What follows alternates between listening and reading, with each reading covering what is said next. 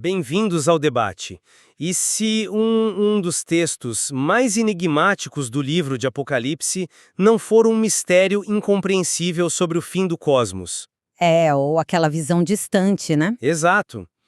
E se for, na verdade, um manual prático, um manual urgente de sobrevivência contra, tipo, a inteligência artificial preditiva e o congelamento de ativos financeiros que a gente está vendo nos noticiários hoje mesmo? Apenas pense sobre isso. É uma premissa pesada. Muito. Hoje nós exploramos múltiplas perspectivas sobre uma teoria bem radical apresentada pelo canal Rua. O foco deles é desconstruir, ou melhor, implodir mesmo, a visão tradicional sobre os famosos 144 mil. A famosa lista VIP do céu. Essa mesma, o material de origem argumenta que esse grupo está longe de ser uma elite espiritual isolada, sabe? Ou uma lista baseada em linhagem genética pura. Em vez disso, o documento apresenta os 144 mil como um protótipo de resistência ativa, resistência contra o colapso geopolítico e os sistemas de vigilância tecnológica de 2026. O que é, uma virada de chave gigantesca. Totalmente. E a nossa divergência hoje gira em torno de como aplicar essa leitura. A minha posição é que a análise do RUAC oferece uma estrutura que é absolutamente vital e precisa. Eles basicamente decifraram o código, conectando o selamento divino à necessidade prática de manter a independência mental, tipo na era das moedas digitais e do rastreamento algorítmico. Olha, o que nós temos aqui é um cruzamento explosivo, eu diria, entre misticismo antigo e a realidade digital contemporânea. A minha visão, no entanto, é que a gente precisa ter muito cuidado com reducionismos, sabe? Como assim? Eu concordo que o documento faz um trabalho brilhante, sério, brilhante, ao destruir o mito genético, aquela ideia elitista de uma casta VIP para o céu. Isso é um avanço teológico crucial, mas onde nós discordamos é justamente na aplicação. Certo. Fundir o simbolismo bíblico diretamente com a geopolítica de 2026... Quer dizer, reduzindo as profecias a manuais de sobrevivência contra o Vale do Silício, isso obscurece o significado transcendente do texto. Você acha que limita o texto? Exatamente. Transforma algo que exige um caráter ético atemporal em um reacionarismo focado apenas em nichos tecnológicos. Entendo. Mas veja bem, para entender o peso dessa resistência material agora em 2026, a gente precisa olhar para quem, ficou de fora dessa lista. As tribos omitidas. E isso, o documento RUAC destrói essa ideia de lista VIP apontando para um detalhe que quase todo mundo ignora no texto original grego, lá de Apocalipse 7. A lista das 12 tribos ali não bate com nenhuma outra lista do Antigo Testamento. Eles alteraram a contagem. Sim, a tribo de Dan foi deletada. A tribo de Efraim sumiu. E por que isso é a chave de tudo? Porque, historicamente, se você voltar ao Antigo Testamento, não foram apenas tribos que pecaram, foram elas que institucionalizaram a idolatria. O bezerro de ouro. Exato. O rei Jeroboão colocou bezerros de ouro exatamente em Dan e no território de Efraim, para que o povo não precisasse viajar até Jerusalém. Era tipo uma tecnologia de conveniência. Então, o texto está nos dizendo que os 144 mil não são judeus de sangue, mas uma linhagem de fidelidade. Eles são definidos pela recusa absoluta em se dobrar à conveniência de sistemas corrompidos. E qual é a conveniência máxima de hoje? A padronização digital. Exatamente. As identidades universais, as moedas digitais de bancos centrais, as famosas CBDCs. Olha, a conexão histórica sobre a conveniência da idolatria de Jeroboão é formidável. Eu dou o braço a torcer aí. Mas é exatamente aí que a sua leitura começa a escorregar para uma armadilha cronológica, sabe? Armadilha cronológica. Explica isso. Sim.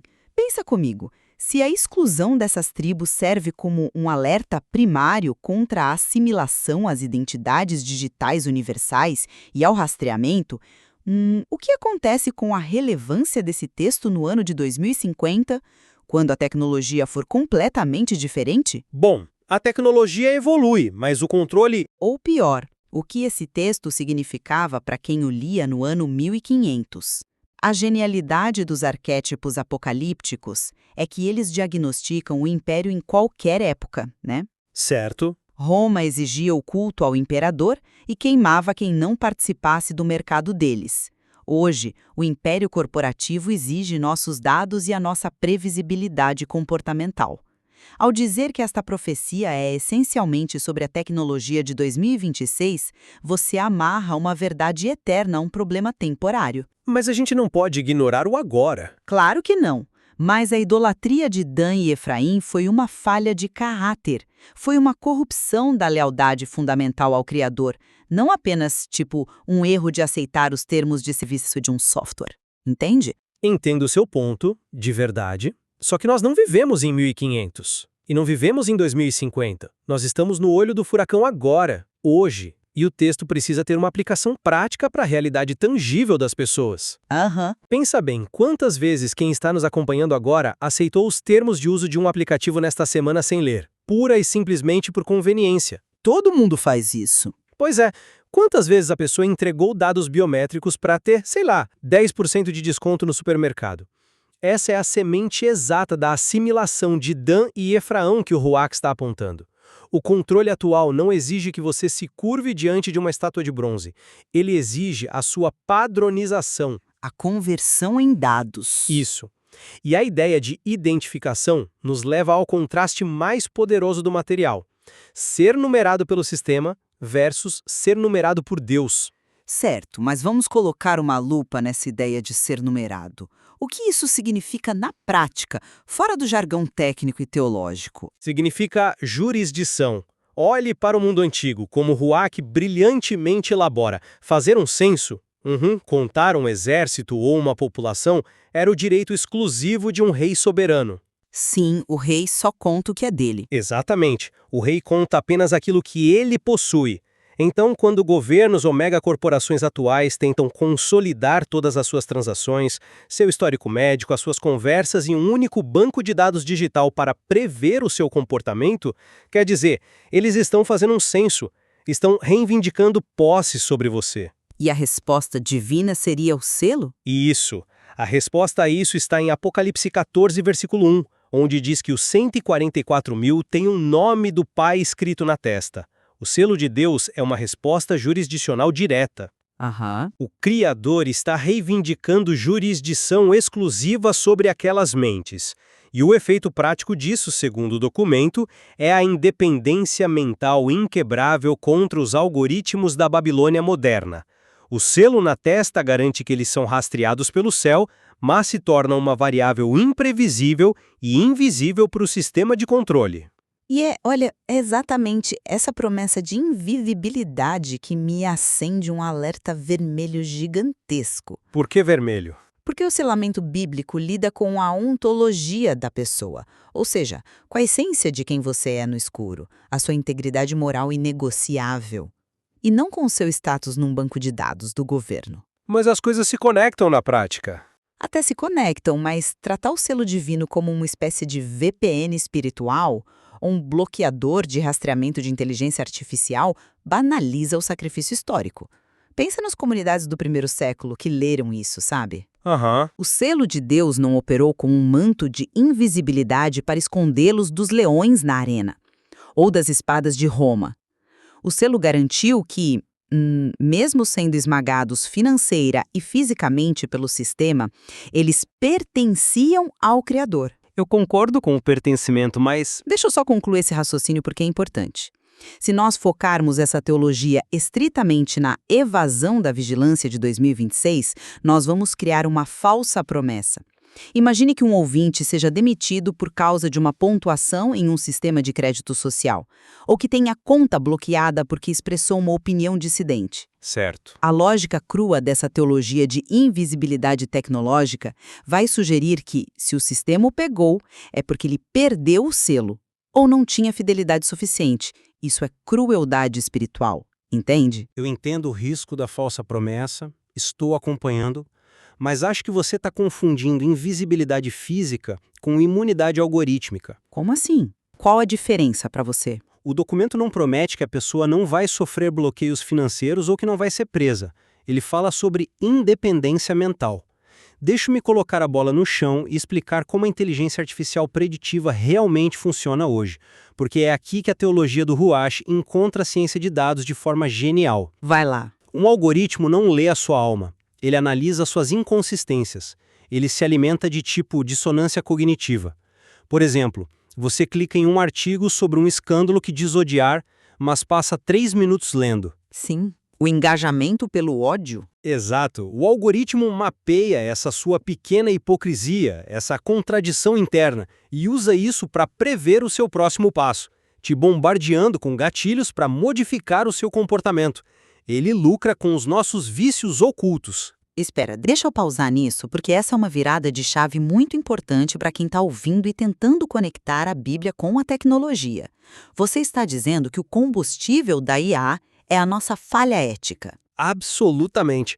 O modelo preditivo depende de que o ser humano seja previsivelmente corruptível e contraditório.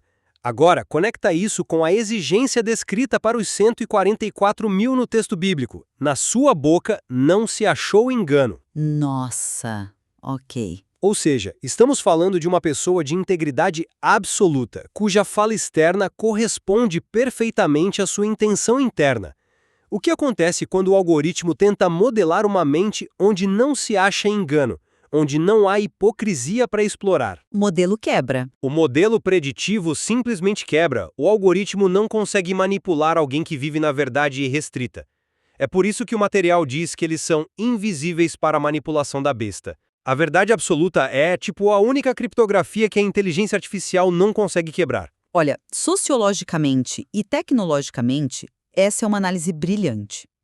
A ideia de que a inteligência artificial tropeça na integridade moral, porque foi desenhada para explorar o vício humano, é fascinante. Mas, teologicamente, eu ainda bato na tecla do reducionismo. Mesmo com essa conexão direta? Sim, porque o problema que eu vejo é o utilitarismo dessa leitura, sabe? O documento Ruach trata a busca pela verdade quase como uma tática de guerrilha. Uma ferramenta pragmática para sobreviver na era dos deepfakes e da desinformação. E não é. Mas a minha pergunta é: nós buscamos uma vida onde não se acha engano apenas para não sermos manipulados por redes neurais? Para sobreviver ao colapso socioeconômico? Ou nós buscamos a verdade porque ela é um fim em si mesma, inerente à própria natureza divina? Bom, as duas coisas não são excludentes. Mas a motivação importa. Se as empresas de tecnologia quebrarem amanhã e os algoritmos deixarem de existir, a exigência por integridade absoluta muda? Não. Portanto, a resistência exigida pelo texto transcende o método de controle do império vigente. Certo, eu entendo. Mas você não acha que tentar isolar a verdade espiritual da ação material é exatamente o que gerou a paralisia das comunidades em primeiro lugar?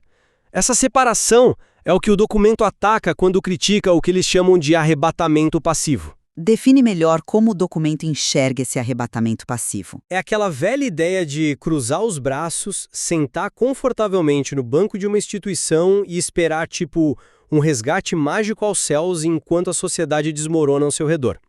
O material Ruach argumenta veementemente contra essa fuga. Os 144 mil são descritos em Apocalipse como seguidores do Cordeiro por onde quer que ele vá. Isso é movimento, né? Isso é ação. O documento associa isso ao Ruach, que é a palavra hebraica para fôlego ou vento. Fôlego da vida? Isso. A ideia é que esses indivíduos usam esse fôlego não para suspirar, esperando o fim, mas para manter o tecido social vivo.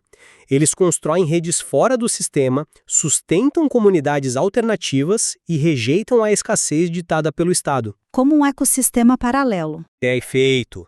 Quando as linhas de suprimento falham e as moedas digitais ditam quem pode comprar ou vender, a verdade absoluta precisa se manifestar materialmente, em pessoas que cuidam umas das outras de forma autônoma. Não se trata de utilitarismo tático, sabe? Trata-se de traduzir a independência espiritual em responsabilidade física. E veja bem, nisso nós estamos totalmente alinhados. O chamado para a resistência ativa e a rejeição dessa escatologia covarde e escapista é a grande contribuição desse material. Exato. Esse fatalismo de que o mundo vai acabar mesmo, então não precisamos lutar por justiça hoje. Isso destruiu a capacidade de muitas pessoas de se engajarem eticamente com o seu tempo. Contudo, nós não podemos ignorar o problema de como eles fundem a imagem dos 144 mil com a da grande multidão. Por que você vê isso como um problema? O documento afirma que a teologia tradicional gosta de separar os dois grupos, tratando os 144 mil como a elite e a multidão como a massa comum. O Ruach defende que eles são a mesma coisa vista de ângulos diferentes, certo? O que textual e estruturalmente faz todo sentido, não acha? No capítulo 7 de Apocalipse, o apóstolo João ouve o número dos 144 mil. É uma linguagem militar, a convocação de um exército para a batalha na terra. Sim, o censo militar. Mas logo em seguida, quando ele olha, o que ele vê? Ele vê uma multidão incontável de todas as nações. O ouvido capta o senso rigoroso, mas os olhos enxergam o resultado expansivo. Eles são o protótipo, o padrão de resistência. Sim, a mecânica textual funciona. E é uma demolição maravilhosa da ideia de que o céu opera com escassez de vagas como se fosse um clube exclusivo. A grande multidão prova que não há cotas restritas para a salvação. No entanto, o problema volta para a aplicação prática hoje. Na exigência de padrão. Isso. Se os 144 mil são o padrão de caráter incorruptível para atravessar a crise específica de 2026, a mensagem indireta é que qualquer um que fale em resistir de forma perfeita aos algoritmos modernos ou que se veja forçado a utilizar uma CBDC para alimentar seus filhos está fora da linhagem de fidelidade. Ah, entendi aonde você quer chegar. Tipo de elitismo. O elitismo da resistência tecnológica absoluta. Exigir pureza tática e independência completa do sistema em um mundo hiperconectado é colocar um fardo esmagador sobre pessoas comuns que estão, apenas tentando sobreviver. É uma crítica válida, mas eu estou convicto de que a intenção do documento não seja criar um novo fardo, mas remover o peso do determinismo, ao tirar o foco da biologia, dessa tal lista inalcançável, e colocá-lo na agência humana, na escolha ética do indivíduo. O material devolve o poder às pessoas. É uma forma de ver. A síntese de tudo que estou defendendo aqui é que o material decifra os 144 mil não como um mistério etéreo perdido num futuro distante, mas como um modelo pragmático para o presente imediato. A homogeneização humana impulsionada por IA não é ficção científica. É o relatório trimestral das corporações de tecnologia, né? Ao ler a omissão das tribos históricas como um alerta sobre a conveniência da assimilação e o selo divino como a jurisdição final sobre uma mente autônoma, o Ruach nos entrega um mapa. É uma estrutura de resistência psicológica formidável contra um sistema projetado para quantificar e controlar cada aspecto da nossa experiência. E a minha síntese para equilibrar é que, embora o diagnóstico sociológico sobre os algoritmos predatórios seja contundentemente preciso, o texto sagrado deve manter sua soberania acima de qualquer crise temporal. Sim. O grande trunfo desse documento é nos lembrar que a escassez não está na graça divina. A escassez está na terra, na falta de homens e mulheres de caráter inabalável. O céu está aberto para a grande multidão, mas o mundo sofre com a raridade de quem tem uma boca sem engano. Sem dúvida. A busca pela verdade absoluta e a rejeição da hipocrisia sistêmica não é apenas uma tática anti-deepfake, sabe? Ou uma forma de bugar a inteligência artificial. É a própria essência de carregar a imagem do Criador. Babilônia caiu, Roma caiu, e as corporações que hoje nos rastreiam também se tornarão pó histórico. A resistência não é primariamente contra um banco de dados, mas contra qualquer força, em qualquer época, que tente substituir a nossa consciência moral por obediência cega. O que fica claro é que textos antigos não são apenas peças de museu, né? Eles funcionam como espelhos precisos e muitas vezes assustadores para a arquitetura de controle de cada geração. Nós trouxemos a teoria para a mesa, dissecamos as implicações tecnológicas, o perigo dos reducionismos teológicos e a beleza da resistência ética. Foi uma troca excelente. Mas a resposta final não pertence a nós. Convidamos você, que nos escuta e que vive o impacto direto dessa revolução digital, a explorar esse material do canal Ruach por si mesmo. Mergulhe nessas águas. Você enxerga a revelação dos 144.000 como a chave decifrada e o antídoto prático para o rastreamento tecnológico do nosso tempo?